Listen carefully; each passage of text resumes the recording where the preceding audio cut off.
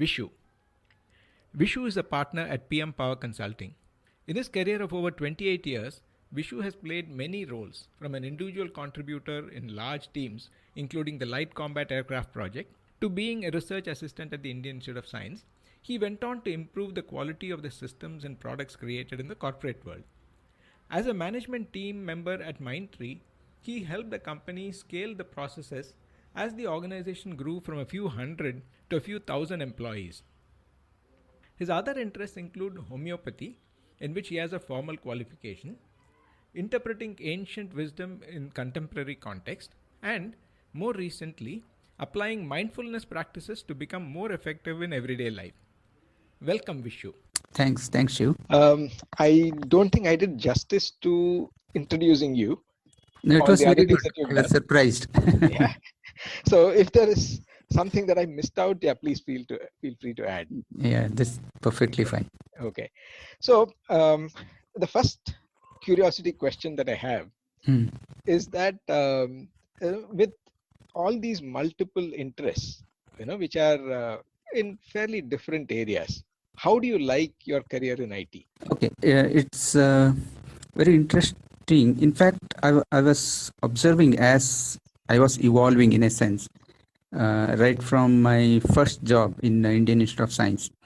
I always felt like there was two parallel paths running in my career or life. One was this professional life. Another one, I would say, my interest in trekking, mountaineering, a lot of nature related and music. Then those. Yeah, yoga, meditation, all these things. Then I started seeing that they are very interrelated. They are reinforcing each other in a sense.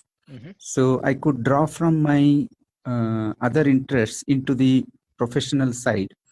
For example, in trekking, there is this concept of as a team, how do you make progress while trekking or mountaineering so that everybody makes progress? Because some people may be good at, some people may be lagging behind or struggling. So you can't just leave somebody and just go along. Sometimes I used to play a role of pathfinder, the front, figure out a way and then where to climb and how to make way. Sometimes go to the bottom of the queue or the last person so that I can bring everybody together. It's a very similar thing even in a team context while running projects. Sometimes it's like I have to lead from the front. Sometimes I have to be supporting and carrying everybody from the back and allow somebody else to be situationally lead the whole team. So I could very clearly correlate these from some other part of my life into the professional life. So I saw them coexisting and mutually reinforcing actually. Very nice. I never thought of it that way. But yeah, I think this has also been a theme that I've heard you talk about in our many long years of association, which is learning from unusual sources. So since you do both trekking as well as in IT, I think you were able to find those mappings. Was there any other unusual source that you think would be useful for IT professionals to look up to or learn from? Yeah, another very big area I found very useful was say yoga, meditation, or dealing with mind basically. I saw that the more I am able to deal with myself, I was able to deal with people and situations in the work context much better. And that thought process actually started developing, and that's how this knowledge era paradigms where relating to software industry as a very mentally intensive activity, human intensive process, unlike dealing with objects and phenomena outside like in manufacturing or construction industries. That's where those thought processes influenced developing the mindful knowledge era paradigms and subsequently going further down into mindfulness, where managing outside by mastering inside kind of a concepts. Those things got influenced from the yoga meditation practices. So this is another big learning from some other area, applying it into professional area where I could see great help for personally for me, and I could see a lot of my teammates adopting that actually. Very nice. But I think in the context of this conversation, probably I think mindfulness may need its own separate conversation. It's a very elaborate subject. So you said that over the years you have learned many of these things and have also been applying it to your own practices. Can you share some incidents, maybe say early in your career, which in hindsight, or if you look at it now, based on what you know, you might have probably done differently, or maybe another situation which happened probably later in your career, which you handled very differently? Sure, very much actually, because one thing which very prominently strikes my mind was that while I was in Motorola, see, I had this kind of a, I would say, inferiority complex. I came from, say, public sector like ADA, and I used to look up these private sector people as, very jazzy and very hi-fi, and I used to feel very small actually. And I had a great fear, fear of failure, fear of making mistakes, fear of losing face, fear of criticism. So I used to be very ineffective in meetings or moment there is a group of people.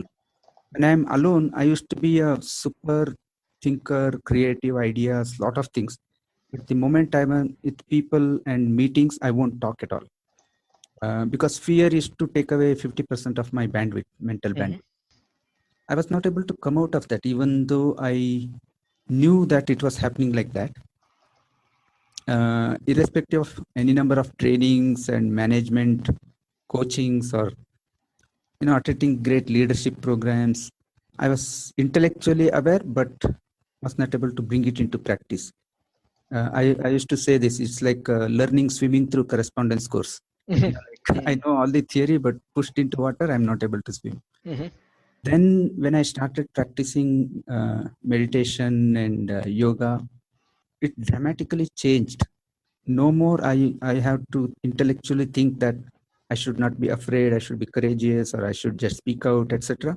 It was not at all required. It was natural transformation.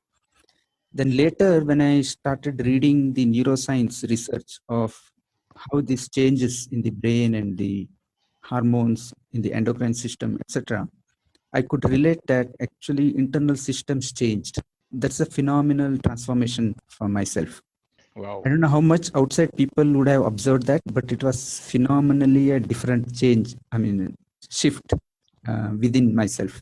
Yeah, again, as an outside or a distant outside observer, some of the roles that you've played are actually fairly tough roles, particularly the quality or the process or the operational business excellence kind of a role in a growing organization, where you need to visualize some outcomes which are not there, let's say today, but then achieve those through teams or people who don't directly report to you.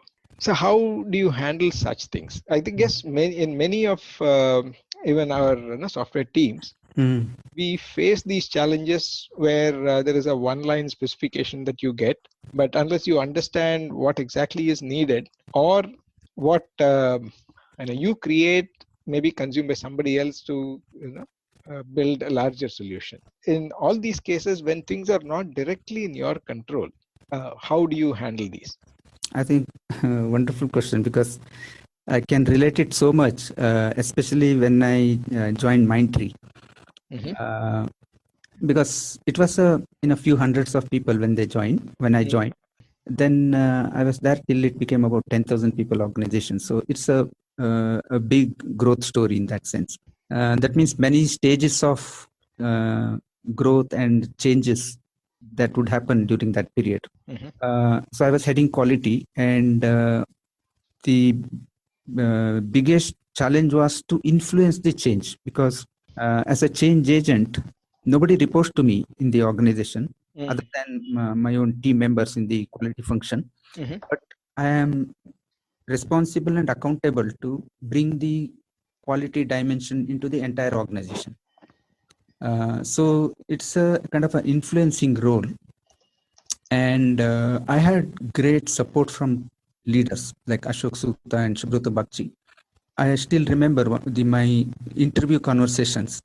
It was not an interview, it was actually very bidirectional discussion about what is the right way to set up this kind of function and what should be the role of my role as well as their role as leaders. So it was a very interesting conversation in the beginning. So I was supposed to be reporting to Ashok Sutta if that recruitment goes through. So one of the points I made to him was that I will be change agent, but he will be the change actor. That means quality, he needs to drive the quality through his line. And I also discussed about some protocols. For example, in a common meetings, he should not ask me a question about quality or process, but he should ask that question directly to his business heads, delivery heads, line managers. But he can ask me the same questions separately when they are not there. Okay. Because this is very important to establish that, so that always the ownership is established in the line.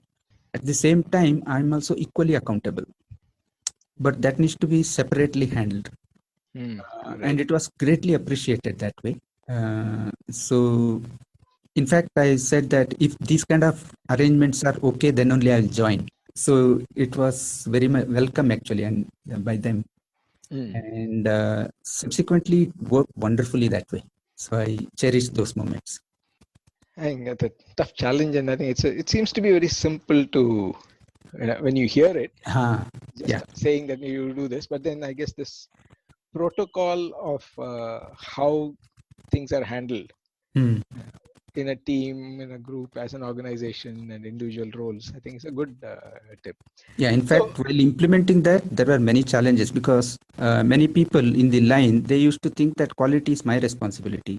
But when Ashok Sutta would ask them, they would think, why are you asking me, kind of a and in the meeting, he won't ask me anything there. Yeah, I remember in one of my things when we were going for the ISO 9000, those days, the first time, teams would say, do you want me to do the project or do you want me to do quality?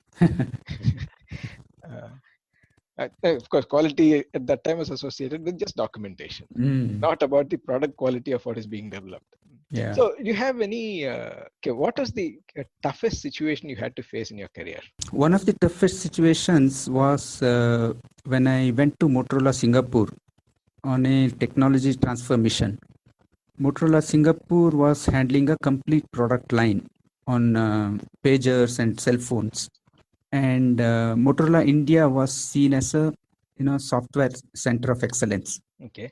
So Motorola was trying to become more of a software-oriented company from a hardware company.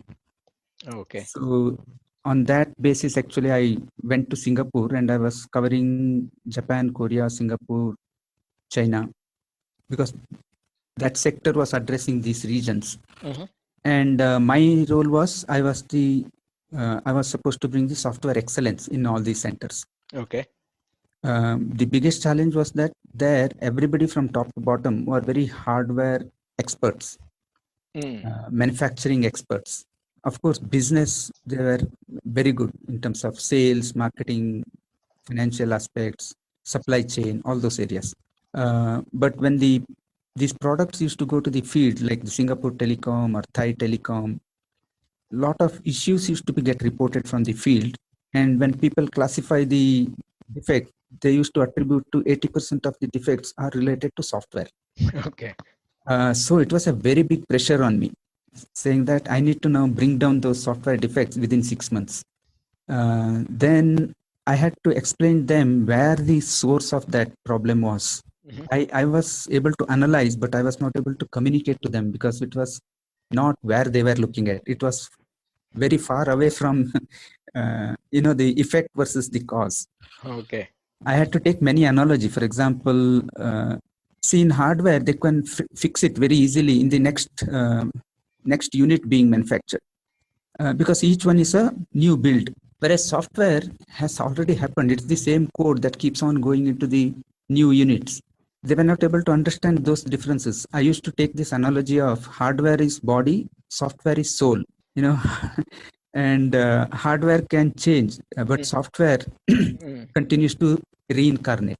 That struck them actually, because a lot of them Buddhists, and then I could show that problem was in marketing. It was not really in software, because marketing was pushing too many features into this product. Because comparing with some competition and trying to bring new features, not realizing the impact of the complexity in the software and the manufacturing line and the IT system to process that. Okay. And I took a set of engineers to Singapore Telecom and Thai Telecom and did an analysis that only 10% of the features are really used. Okay. So this 90% was adding to all the complexity. So then it became a big initiative called Complexity Reduction Program. So they cut down all these things. Then it brought down those 80% software defects. But it took 2 years actually. So that was a very challenging situation, but also at the end it was very satisfying. So you have any tips for aspiring IT professionals in general and professionals who want to get into the quality line? Today, and when you say QA, most of the time they are understood or equated to the testing professionals. The quality assurance function as such is probably not very well understood. So what would be your tips or guidance for them? In fact, I see that's good because, for example, in Agile, quality is very much built into the way of doing things. And there is no separate like a quality assurance or a typical process quality organization or a professional trying to enforce a process or those kind of things. So it's in a sense really quality is built in. I would say the people have to recognize, the engineers, that it's not just about producing the features, but it's about the quality, because that's the biggest differentiator both from customer retention, cost, repeat customers. If you look at any of those things, even brand retention. So there's a saying which says something like the distaste of poor quality lasts much longer than the sweetness of meeting schedule. Wow. So we tend to look for immediate instant gratification, but we don't realize that this poor quality actually haunts much longer down the line. I think we need to realize that so that it becomes more focus all the time within the team. So I would say this is one kind of a recommendation for the engineers who are actually involved in developing. For the second part, instead of more of a quality professionals, now I see more of a coaches, like in Agile context, which are similar role, I would say. For coaches, my recommendation is to understand this facilitative leadership and the influencing styles, way of influencing and making it happen. Instead of trying to direct the team, how to build that ownership within them. Developing that capability will be, I think, will be a great differentiator. Yeah, what is your take on technology now? Now, there's a lot of talk about machine learning, AI, and that making software developers redundant. My take is that it's actually the shift. In fact, I remember I started my first programming in IISc. It was in assembly language, 8086 processor and assembly language. So since then, the industry has come a long way in terms of way of developing this intelligence into the products. I would say software is basically building intelligence into the product. So it's going next level, one more step above. And every time, for example, the compilers came, this assembly level programming became much easier. I would say similar way, I think AI will actually help in some of the lower level automated stuff, but it moves one more step for the people to create something higher. I think it's a shift instead of it's not just, everything losing. Yeah, Vishu, I think if we go on, I think we can go on for a very long time. Many things, so many interesting things, even though, again, as I said, we've known each other for a long time. Some of these are brilliant and absolutely new. I am also discovering. Thanks So for the questions, which were actually triggering the thoughts. yeah, I will probably come back to you. We'll have some more conversations. I think we hardly touched mindfulness, because I think that is a very, very important topic. We'll go deeper into that in one of our future conversations. Sure. But for now, I'm sure our audience would also have enjoyed this, and they might also have some questions. And definitely, when we get any questions, yeah, we will share that, and then we'll be able to get back to them. Sure. Yeah. So thanks a lot, Vishu. Thank you. Thanks a lot, Shiv.